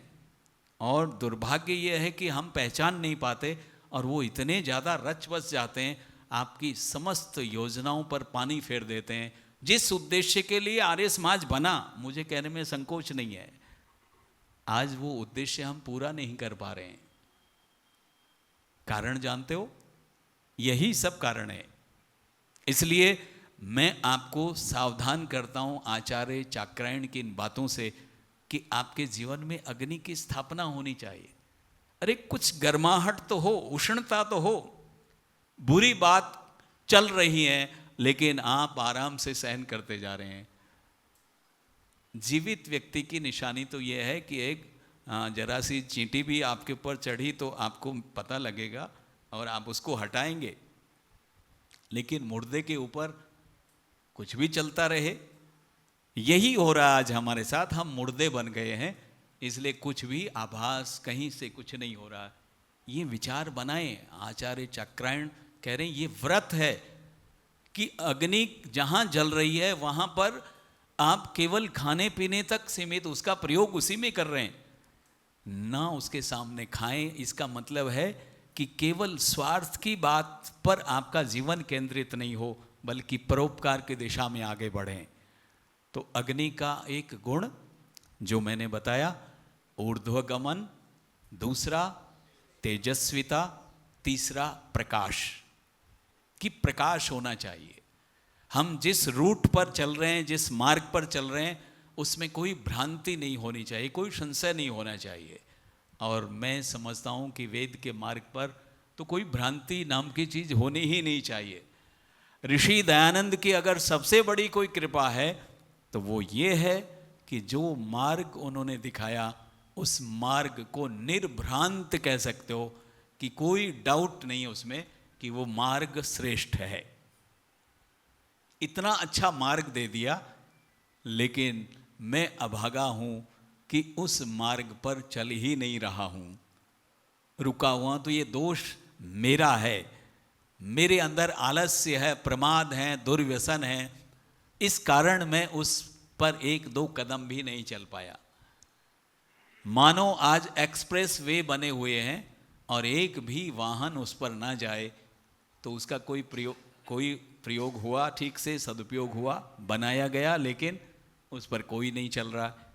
ऋषि दयानंद ने इतना सुंदर मार्ग, एक तरह से ये एक्सप्रेस वे कहूँ तो कोई दिक्कत नहीं, इसमें दौड़ने वाले चाहिए, बेरोक टोक आप आगे बढ़ें, देखो इसके अंदर क्या क्या मिलेगा। तो ये प्रकाश का मार्ग है। अग्नि से मैं अपने जीवन को प्रकाशित करूं। सूर्य में, चंद्र में या नक्षत्रों में, तारागणों में जो प्रकाश है वो अग्नि का ही प्रतिबिंब है। आपका बल्ब भी जल रहा है, ये भी अग्नि का ही प्रतिनिधित्व कर रहे हैं। बिना अग्नि के प्रकाश नहीं। जहां अग्नि नहीं वहां प्रकाश है ही नहीं। अग्नि की विद्यमानता में ही प्रकाश संभव है। एक बहुत सुंदर गुण अग्नि का और है, विस्तार। अग्नि में एक गुण है, अद्भुत गुण है, यजमान को भी सीख लेना चाहिए, और वो है विस्तार। जब आप प्रारंभ करते हैं, दीप प्रज्वलित करते हैं, कितना सा उसका आकार प्रकार होता है, छोटा सा। और हमारे यहाँ पौराणिक ग्रंथों में वामन और विराट का वर्णन आता है। वैदिक कथाओं में भी इन चीज़ों का चिंतन किया गया है। दो रूप होते हैं, एक वामन और एक विराट। वह जो दीप है वो वामन है, छोटा सा है। और अब जब मैंने उसको अग्ना ध्यान कर दिया और धीरे धीरे आप देखते हैं कि पूरे हवन कुंड में वो अग्नि अपना रंग रूप दिखाकर व्यापक विस्तृत फैला देती है। तो अग्नि के अंदर ये गुण है कि वो फैलती है, संकुचित नहीं होती, अपने आप को फैलाती है। और अग्नि का सेवन करने वाला भी बोलो, उसका भी विस्तार होना चाहिए। तो आपके जो संकल्प हैं वो संकल्प विस्तृत होने चाहिए, ना कि संकुचित होने चाहिए। आज हम संकुचित हो गए हैं। सौभाग्य है कि आपके समाज के द्वारा ये सप्ताह भर का आयोजन आप कर रहे हैं। लोगों ने अब क्या कर लिया, उसको बहुत छोटा कर दिया। क्या शनिवार को आए और रविवार को पूरा। और जानते हो ऐसे कार्यक्रमों की रूपरेखा को अगर एक लिस्ट बनाए, उनकी संख्या ज़्यादा हो गई जी। पहले हम 15 दिन का करते थे, भाई अब क्या हो गया? तो बढ़ना चाहिए था या घटना चाहिए था? तो अग्नि से हमें ये सीखना चाहिए कि जैसे अग्नि विस्तार को प्राप्त होती है, आपका संकल्प भी विस्तृत होना चाहिए। बढ़ते गए और छोटे होते गए, संकुचित होते गए। हाँ, एक सज्जन ने मेरे को बड़ी तर्कयुक्त बात की, कहा कि एक अंग्रेजी का शब्द है रिस्क। एक जॉन होता है जिसको रिस्क जॉन बोलते हैं, है ना। कहा कि बूढ़े आदमी रिस्क नहीं उठाना चाहते। क्या बोलते हैं? कि बूढ़े आदमी रिस्क नहीं उठाना चाहते। तो मैंने उनसे एक निवेदन किया कि मैंने तो इतिहास में ऐसे बूढ़े आदमी का वर्णन सुना है जिसको प्रधान सेनापति बनाया था महाभारत काल में, और वो क्या नाम था? वो भी तो बूढ़े थे, लेकिन किसी की हिम्मत नहीं हो उनके सामने। तो ये कैसे बूढ़े हैं जो उसको रिस्क बोल रहे हैं? अच्छे कार्य को बढ़ाने में कैसा रिस्क? क्या सोच रहे हैं आप? ऐसा विचार करेंगे तो डूब जाएंगे। हम कहां धर्म को फैला पाएंगे और वेद की इस आज्ञा को कब पूर्ण कर पाएंगे? कृण्वन्तो विश्वमार्यम, कितनी ऊंची बात है। आप घोष लगाते हैं पूरे विश्व को आर्य बनाएं, ऐसे बना पाएंगे? कदाचित नहीं। वीरों के सामने रिस्क क्या होता है? मैदान में कूदने के बाद कौन सा रिस्क? प्राणों के प्रति अगर आप मोह रखते हैं, मान अपमान सुख सुविधाओं को लेकर विचार कर रहे हैं, एक भी काम आप जीवन में नहीं कर पाएंगे। जिसको प्राणों का कोई मोह नहीं होता वो मैदान में कूदता है और वही वीर कहलाता है। इन सब बातों को लेकर अगर चलेंगे, ये शक्ति कहाँ से आती है? मैं निवेदन करूं, ये अग्नि तत्व ही हमारे अंदर वह उष्णता बनाता। और अग्नि कौन है? परमपिता परमात्मा को ही अग्नि स्वरूप कहा। जितना मेरा उससे अटैचमेंट रहेगा, जितना मेरा उससे लगाव रहेगा, जितना मैं उससे जुड़ा रहूँगा, संसार की कोई ताकत मेरे इस उष्णता को बुझा नहीं सकती, मिटा नहीं सकती। लेकिन मैं जैसे ही उससे अलग हुआ, बस मैं बुझ जाऊंगा। इसलिए परमात्मा से संपर्क बना रहे, उससे जुड़ा रहूं, वो मेरा केंद्र है, वहीं से मैं प्रज्वलित हूं। प्रेरित करने वाला स्वयं परमपिता परमात्मा है। तो किसकी हिम्मत है जो मुझे बुझा दे? संभव नहीं। कोई प्रलोभन आए, कोई विचार आए, कुछ भी नहीं। तो कितने गुण हो गए? 4। 2 गुण और चर्चा करेंगे। अग्नि के 2 और गुण हैं। एक गुण है भस्मशील। अग्नि का एक बहुत बड़ा गुण है कि वो भस्म करना जानती है। जो भी उसमें डालेंगे वो उसको भस्मसात कर देती है। वो ये नहीं देखती क्या है। लेकिन हम ये चीज अग्नि से नहीं सीख पाए।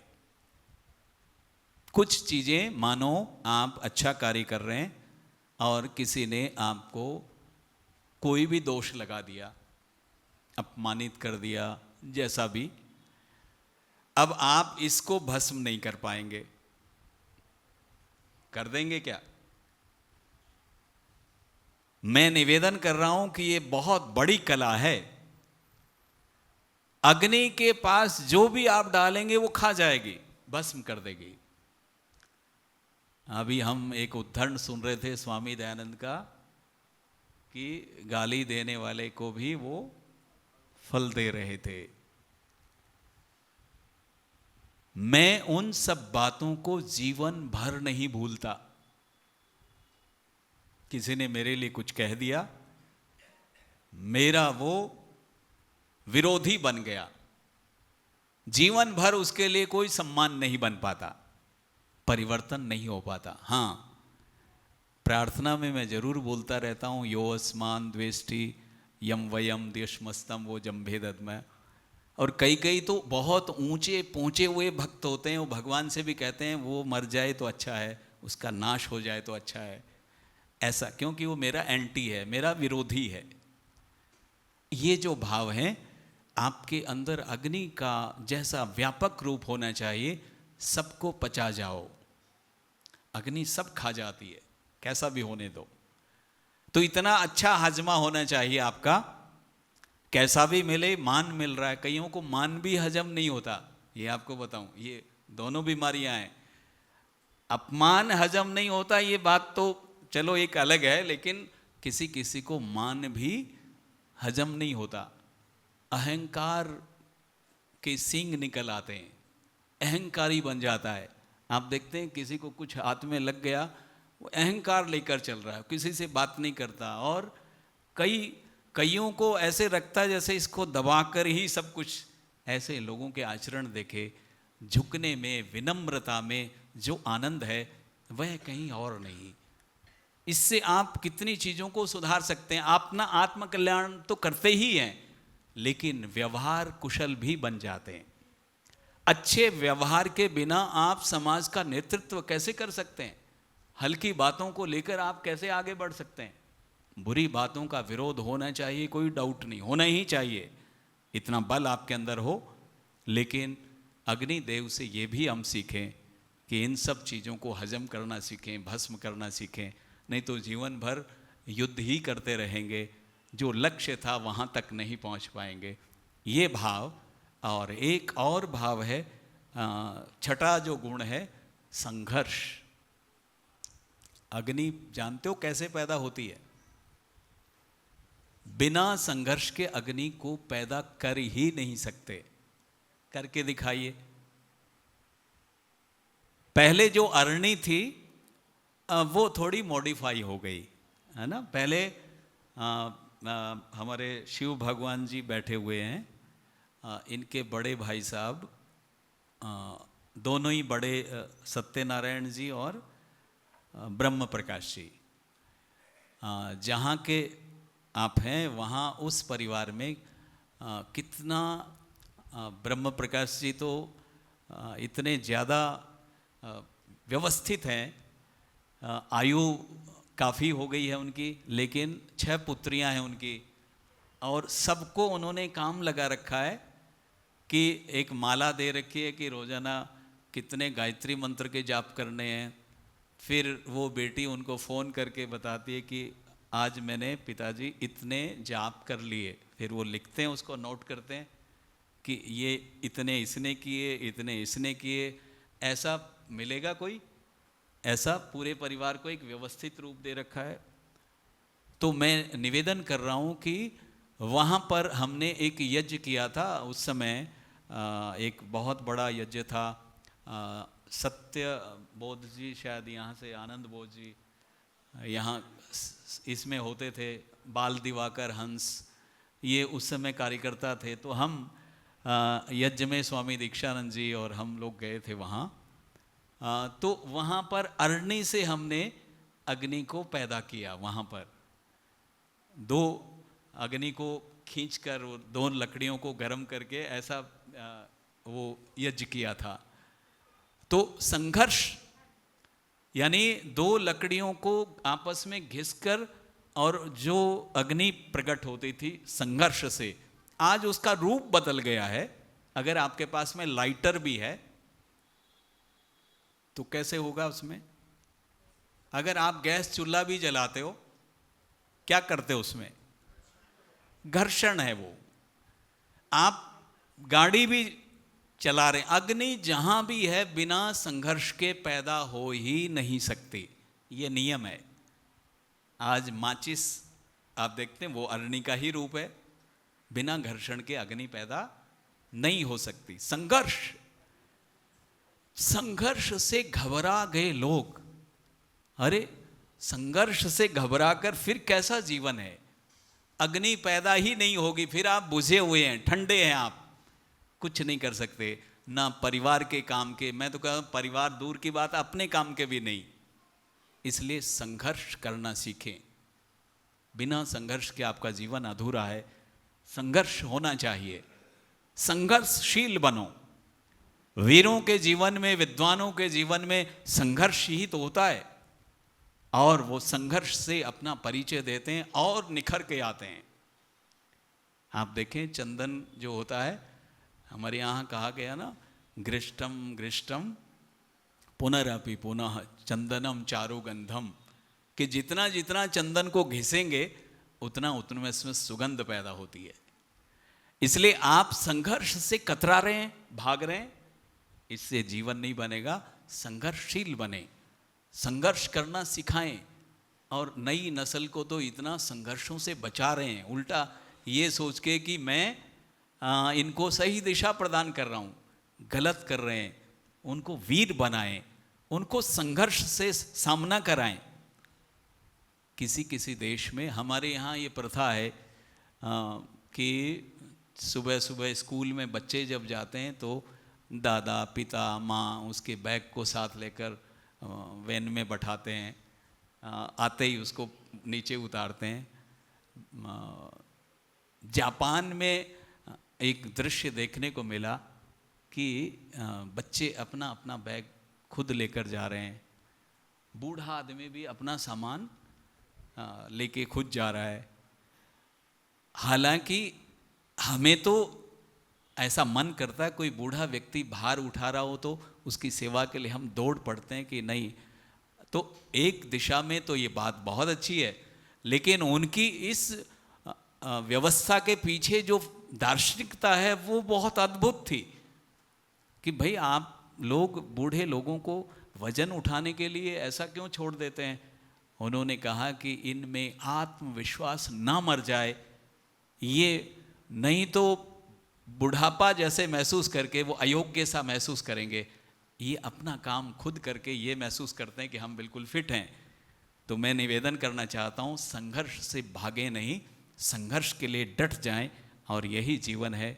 आचार्य चाक्रायण अग्निमयी जीवन की बात कह रहे हैं। केवल स्वार्थों के लिए अग्नि को पैदा मत करो, परोपकार के लिए इस अग्नि को जलाओ। इन भावनाओं के साथ आज का ये दूसरा व्रत कि अग्नि में हमारा जीवन हो, इसके सामने ना खाएं पिएं ना थूकें। इसका अर्थ है कि हल्की बातें इस अग्नि के लिए ना करें, बल्कि जीवन को उन्नति की दिशा में ले जाने के लिए ये व्रत है। ये व्रत है हमारा। कल हमारा व्रत था कीर्ति होने पर उदार मना हो जाना चाहिए, और आज हमारे जीवन में अग्नि के दिव्य गुण स्थापित हो जाएं। इनके सामने किसी भी प्रकार के स्वार्थ भाव आगे ना निकल जाएं। ये हमारा व्रत होना चाहिए। समय संकेत कर रहा है। आप सबके लिए हृदय से बहुत बहुत शुभकामनाएं, मंगल कामनाएं। ओम।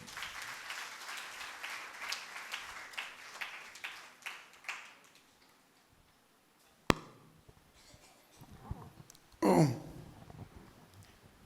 समय का बिल्कुल भी पता नहीं चला, और हम बहुत बार देखते हैं वक्ताओं को, जैसे बताया कि आजकल समाजों के अंदर बहुत छोटा रूप हो गया है, तो हम देखते हैं कि उसी प्रकार से वक्ताओं का स्तर भी कुछ इस तरीके का हो गया है कि वो 2 दिन भी श्रोताओं को कई बार मतलब भारी लगने लगते हैं। निसंदेह आचार्य जी ने जो वेद के संदेश को लेकर के चल रहे हैं, उपनिषदों में जो चर्चाएं आई हैं उनको लेकर चल रहे हैं। मैं एक छोटी सी बात बताना चाहूँगा। एक लाइन थी जिसका असर काफ़ी चीज़ें हैं दिमाग में, और वो मैं चाहता हूँ, उस बहुत असर पड़ता है उस बात का। बताते हैं बरगद का जो बीज होता है वो बहुत छोटा सा होता है, बहुत सूक्ष्म होता है, और वो सूक्ष्म बीज जो है, उस इतने सूक्ष्म बीज से एक बहुत बड़े बृहद जंगल का निर्माण हो सकता है। उसी प्रकार से चिंगारी जो होती है वो उससे भी बहुत सूक्ष्म होती है, और वो एक चिंगारी उस पूरे जंगल का भस्म कर सकती है, खत्म कर सकती है। तो हमारे अंदर अगर कोई छोटी सी अच्छाई है, हम उससे अपने अंदर बहुत बड़ा छायादार, बहुत अच्छा जंगल बना सकते हैं। और अगर हमारे अंदर कोई ऐसी चिंगारी है जो बुराई है, उसको हम वो पूरे के पूरे उस जंगल को भस्म कर सकती है। या यूं कह दीजिए कि एक अच्छाई की चिंगारी हमारे अंदर की बुराइयों को भी पूरा खत्म कर सकती है।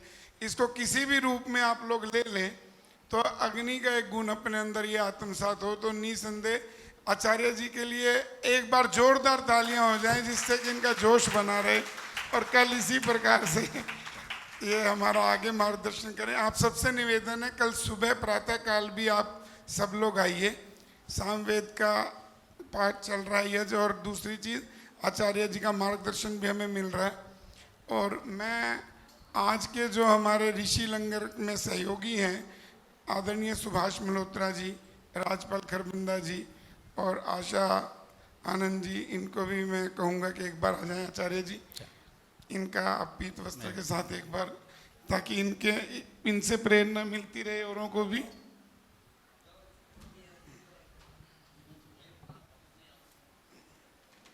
यही रुकना जी, यही रुक।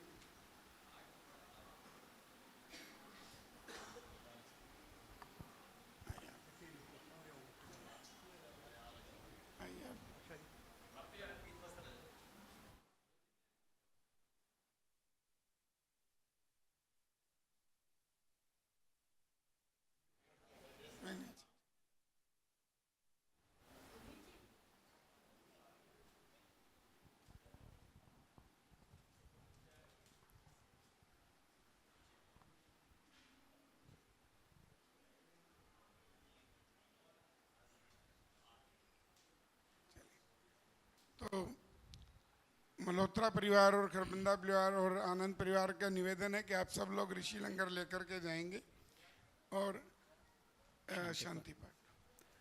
आइए शांति पाठ। ओम द्यौः शांति अंतरिक्षं शांति पृथिवी शांतिरापः शांतिरौषधयः शांति वनस्पतयः शांतिर्विश्वे देवा शांतिर्ब्रह्म शांतिः सर्वं शांतिः शांतिरेव शांतिः सा मा शांतिरेधि। ओम शांतिर शांतिर शांति। जो बोले सो अभय। वैदिक धर्म की जय। बोलो महर्षि देव दयानंद जी की जय हो। गुरुवर विरजानंद जी की जय हो। मर्यादा पुरुषोत्तम श्री रामचंद्र जी की जय हो। योगी राज श्री कृष्ण जी महाराज की जय हो। सब संतों की जय हो। देश पर बलिदान होने वाले वीर वीरांगनाओं की जय हो। आर्य समाज अमर रहेगा। आर्य समाज अमर रहेगा। वेद की ज्योति जलती रहेगी। यज्ञ की ज्योति जलती रहेगी। ओम का झंडा ऊंचा रहेगा। प्राणियों में सद्भावना हो। कृणवंतो विश्वमार्यम कृणवंतो विश्वमार्यम। प्रणव ध्वनि।